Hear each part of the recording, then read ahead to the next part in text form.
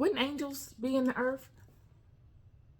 That God, Ezekiel and God and Isaiah and all of them talking about angels ascending to up and down a ladder and all these things. Have you ever seen an angel? I bet you have. I bet you seen an angel. I bet you seen a demon too. You just didn't know it.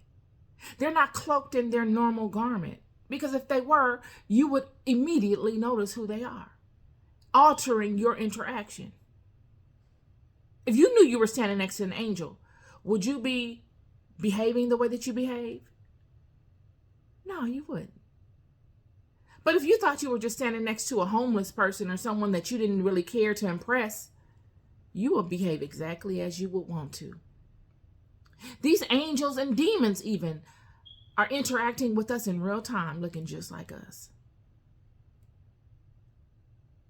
So it's not far-fetched to see how one could consider another or call them such names as my youth.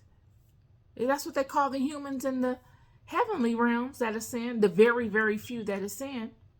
Because we don't know what has happened since the book of Enoch was written. Nobody has written another Bible. Nobody has written another spiritual book. How do we know that God is not taking people up or has not taken another person up since Enoch or Isaiah? We don't know this. All we are relying upon is what was documented. Friends, I'm here to tell you that there has been a whole nother Bible written from the time that Revelation was written.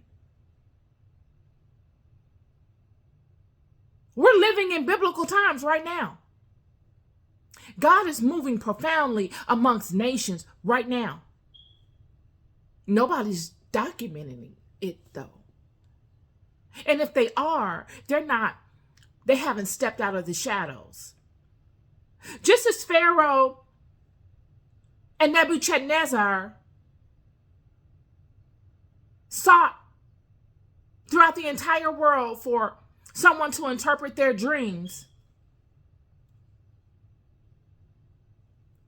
some renowned person to interpret their dreams, I'm sure there were powerful people amongst them in local communities, in tribal villages that were having profound experiences of God that never came forward to interpret their dreams. Never cared for them enough to lend their services. It was just that these people came forward because God had a purpose for them.